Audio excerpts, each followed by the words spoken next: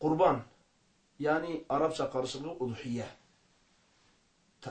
Tercümesi ise kurban olarak tercüme edilir. Lugatta bayram günlerinde kesilen hayvanlara denilir. Lugatta.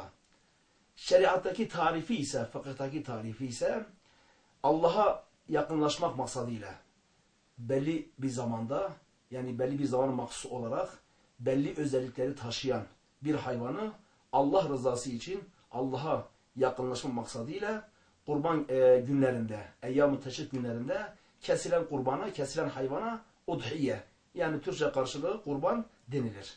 Şimdi kurban çok kadim bir sünnettir. Yani mazisi ta Hazreti Adem Aleyhisselam'ın iki oğlu Habil ve Kabil'e kadar dayanır.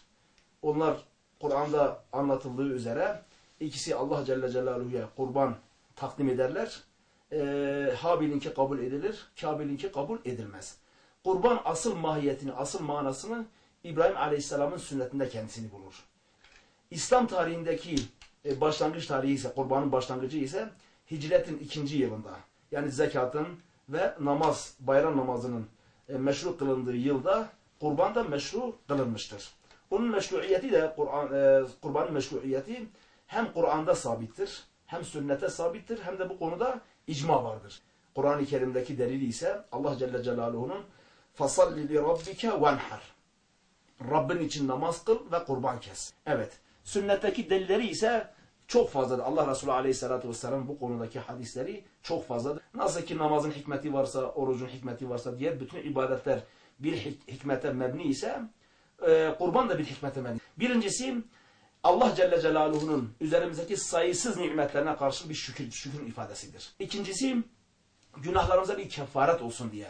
Üçüncüsü de Müslümanlar arasındaki muhabbet, sevgi, kaynaşma artsın diye. Çünkü kesilen bir kurbanın neticesinde ne yapılır? O etler kolu komşuya dağıtılır. Aradaki muhabbetler, sevgiler daha da ziyadeleştirilir. Sene boyunca et bulamayan fakir fukara ne bilir o şekilde sevindirilir. Ki Allah Resulü Aleyhisselatü Vesselam en iyi amel Müslüman kardeşiniz kalbine sevinç koymaktır. Kurban kesmek vacip midir, sünnet midir? Bu konuda ihtilaflar vardır. Hanefi mezhebine göre, İmam Hanefi mezhebine göre kurban kesmek vaciptir. Yukarıdaki ayette geçtik فَصَلِّ لِرَبِّكَ وَانْحَرْ ayetine binaen İmam Hanefi vacip kabul etmiştir. İmam Hanefi'nin 2 talebesi ve diğer ulemamız sünnet-i müekkede. Yani bunlar da vacibe yakın bir şekilde bunu ne yapmışlardır? Bunu telakki etmişlerdir. Kurban kesen kardeşlerimiz özellikle aldıkları kurbanlarda bir takım özelliklere riayet etmeleri lazım. Yani hangi hayvanlar kurban edilir, hangi hayvan kurban edilmez? Önce onu yapmamız lazım. Şimdi Allah Celle Celaluhu Kur'an-ı Kerim'de özellikle naam, yani büyükbaş hayvanlardan deve, ondan sonra sığır ve onun cinsleri, küçükbaş hayvanlardan da koyun ve keçi kurban edilebilir. Bunlar kurban edilir. Deveye 7 kişi ortak olabilir. 7 kişi bir araya gelip bir deve kesebilir. Veya 7 kişi bir araya gelerek bir sığır ve onun cinsine olan büyükbaş hayvanları kesebilir.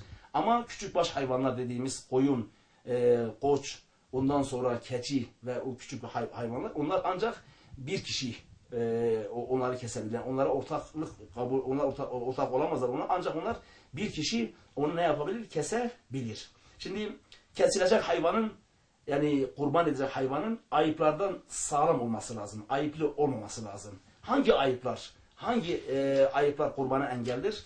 Bu konuda kardeşlerimiz dikkat etmesi lazım. Kurbanlık hayvan özelliklerinden bir tanesi, alınacak kurbanın kör olmaması lazım. Yani kör olan hayvan kurban olmaz. 2 gözü gitmiş olan bir hayvan kurban olmaz. Veya avra, yani bir gözü gitmiş olan bir hayvan da kurban olmaz. Yani 2 gözünün sağlam olması lazım. Bir de arca, yani kesilecek yere kadar gidemeyecek topal olan, bir ayağı kırılmış, topal olmuş olan hayvanlar da, bunlar da kurban olmazlar.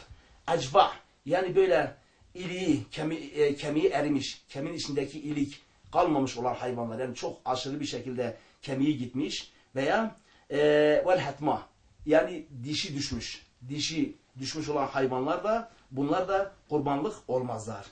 Ama eğer dişlerin bir kısmı gitmiş, bir kısmı çoğunluğu kalmışsa bu zarar, kurbanlığa zarar değildir. Yani eğer dişinin tamamı düşmüşse o kurbanlık olmaz. Ama eğer dişinin bir kısmı, az bir kısmı dökülüp diğerleri kalmışsa o şekil kurbanlığa mani değildir. Ve seka, yani o doğuştan kulağı olmayan hayvanlar da.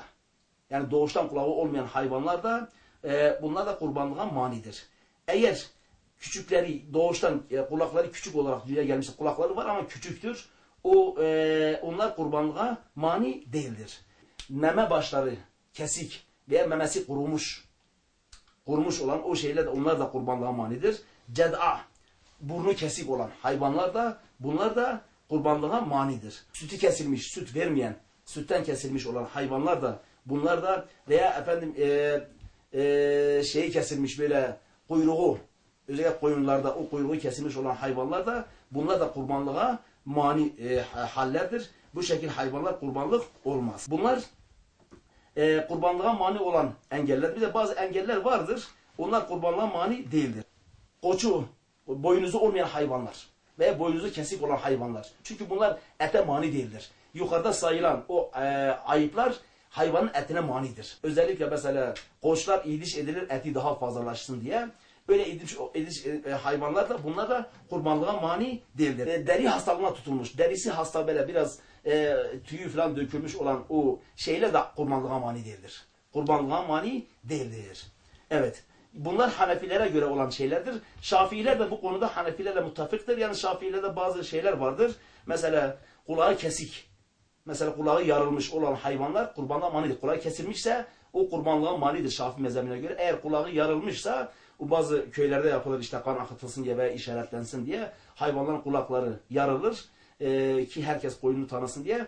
O kulağın yarılması hayvanın kurban olmasına engel değildir. Ama eğer kulak kökten gitmişse, kesilmişse o manidir.